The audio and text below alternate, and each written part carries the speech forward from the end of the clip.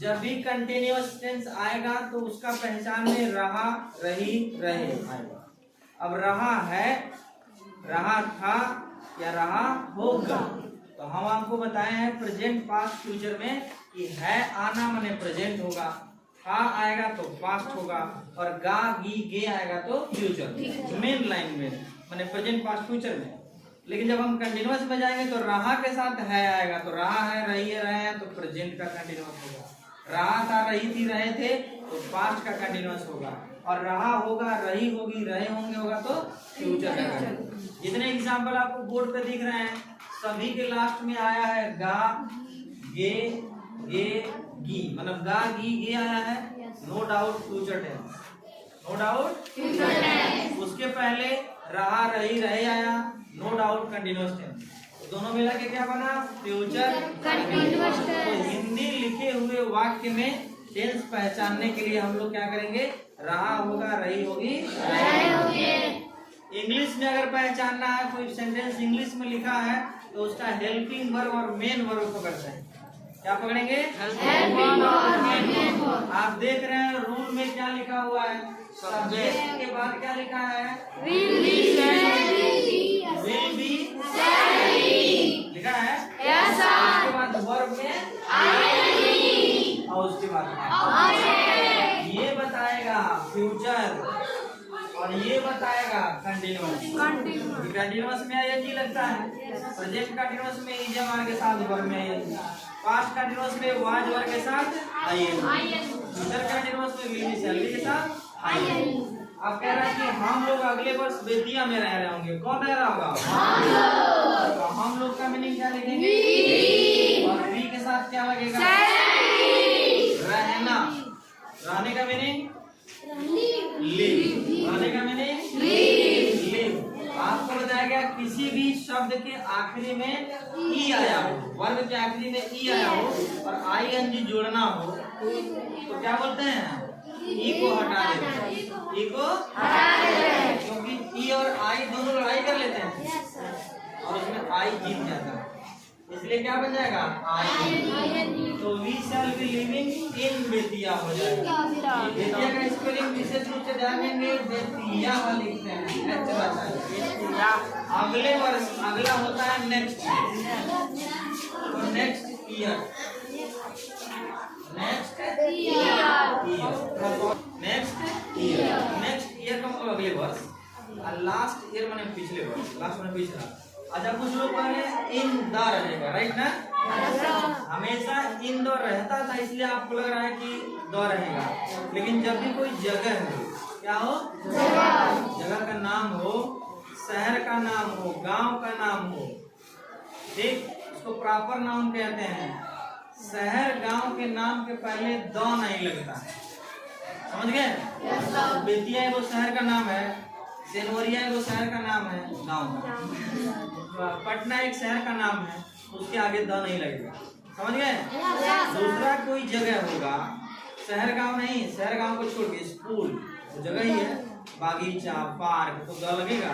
लेकिन किसी गांव शहर के नाम के पहले द का प्रयोग नहीं होता, इसलिए। अच्छा द का प्रयोग कहाँ होगा और कहाँ नहीं होगा इसका बहुत लंबा चौड़ा नियम है, समझ रहे हैं। उसको अगर हम लोग शुरू करेंगे तो लगभग 3 से 4 दिन का समय लगेगा केवल ये जानने में कहाँ द का प्रयोग करें और कहाँ द का प्रयोग ना करें, समझ रहे हैं। उसको आर्टिकल चैप्टर के अंतर्गत हम लोग देखते हैं, बड़े होंगे तो आपको कभी कोई बता देगा, या हमें समय मिलेगा तो बता देगा द का प्रयोग कब करना है और कब। बहुत सारे एक एक शब्द पढ़ना, एक शब्द बोले ना, द को पढ़ने में 3 से 4 दिन लगेगा, इतने हल्के में कैसे जानेंगे। इसलिए जहाँ जब आता है कोई चीज तो वहाँ लगने वाला नियम आपको बता देते हैं, तो आप सीख लेंगे, फिर अगला कोई आएगा। जैसे हम कहते हैं इनके साथ द आएगा, ठीक है, द आ रहा था, आप मांग रहे थे कि सर इन द बेतिया लगेगा, आपके था ना, तो अब आएगा जब बेतिया आएगा, गोरखपुर आएगा, पटना आएगा, तो आप द कहेंगे, बोले थे लगेगा जरूर, लेकिन गाँव का नाम, शहर का नाम होगा तो उसके पहले द नहीं लगेगा। 2 नियम जान गए द के बारे में। चलिए तुम्हारे साथ लखनऊ जा रहा होगा, कौन जा रहा होगा, वह का मीनिंग क्या लिखेंगे, विल शैल में से क्या लगेगा, क्या लगेगा, हम लगा देंगे विल बी। जाने का मीनिंग ING लगा देंगे, वो जा रहा होगा। अब गो के साथ हमेशा जब जगह देता है कि कहाँ जा रहा है तो लखनऊ। जब गो का टारगेट मालूम रहता है तो हम लोग टू लगाते हैं। और लखनऊ का स्पेलिंग भी विद्या से कम नहीं है, लखनऊ का स्पेलिंग होता है लखनऊ, LUCK।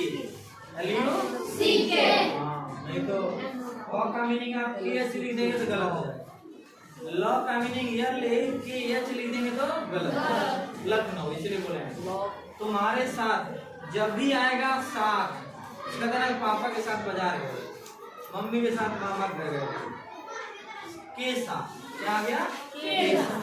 तो जिसके साथ जब आता है तो हम लोग विथ लगाते हैं, क्या लगाते हैं। और तुम्हारे का मीनिंग हो जाएगा यहाँ यू, क्या होगा योर नहीं होगा, यहाँ ऑब्जेक्टिव केस लगेगा, पोसेसिव केस नहीं लगेगा। उसके लिए विथ यू, मेरे साथ तो विथ मी, पापा के साथ विथ फादर, मम्मी के साथ विथ मदर।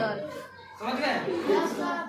वे सब कुल्हाड़ी से पेड़ काट रहे होंगे, कौन काट रहा होगा वे सब का मीनिंग। अच्छा दे के साथ क्या लगाएंगे विल बी। अच्छा यहाँ फिर एक और नियम आ गया, काटने का मीनिंग कट। कट मीन्स काटना, कट मीन्स कट का आखिरी अक्षर टी के पहले वावेल है, इसको डबल करना होगा, बी लगाएंगे विल बी, केवल विल नहीं विल बी।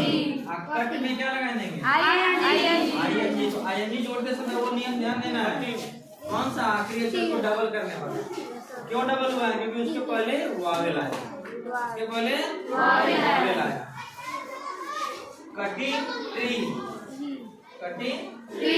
अपना कुल्हाड़ी से जब भी से का मीनिंग लिखना हो तो बड़ी सावधानी से, से का प्रयोग जो है, से का मीनिंग बाई भी होता है, विथ भी होता है, फ्रॉम भी होता है, फार भी होता है, सिंस भी होता है।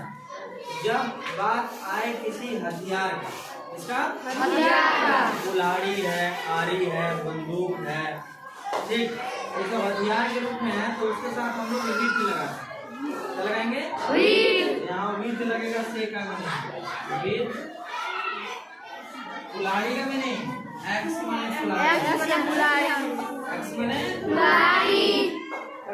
घर पर टीवी देख रही होगी, कौन देख रहा होगा लड़का है कि लड़की। लगाएंगे कि सी के साथ क्या लगेगा देखने का मीनिंग लूप के बजाय वॉच भी लगा सकते हैं। बताया गया वॉच माने भी होता है वॉच माने घड़ी, वॉच माने देखना, वॉचिंग हो गया। टीवी का टीवी होता है। अगर आप घर पर, जब घर पर आएगा तो एट होम लिखेंगे, क्या लिखेंगे एट होम लिखेंगे। एट माने पर, एट माने पर। सभी सेंटेंस में हमने क्या लगाया shall be, will be, shall be, और सभी में लगा ING। जब देखो अगर आपके सामने इंग्लिश का सेंटेंस लिखा हो, पूछा जाए कौन सा टेंस है, तो शुरुआत में पैदल चल के खोज लेना हेल्पिंग वर्ब। क्या खोज लेना है हेल्पिंग वर्ब। देखा विल दिखाई दे, विल देखते ही समझ आना फ्यूचर पक्का। अब वर्ब देख लेना कौन से फॉर्म में, ING है तो कंटीन्यूअस है, अगर फर्स्ट फॉर्म में होगा तो इंडेफिनिट है, अगर तीसरे फॉर्म में होगा तो परफेक्ट टेंस बोलेंगे। पूरा पढ़ लेंगे तो जान जाएंगे। इंग्लिश देख के भी पहचान आना चाहिए और हिंदी देख के भी पहचान आना चाहिए कि वो फ्यूचर का कौन सा टेंस है, इंडेफिनिट है कि कंटीन्यूअस है, परफेक्ट है कि परफेक्ट नहीं। क्लियर है सब लोग? Yes sir. नोट करिए और इस पे सेंटेंस बना के लाएंगे कम से कम 10। कल इसका नेगेटिव पढ़ेंगे हम।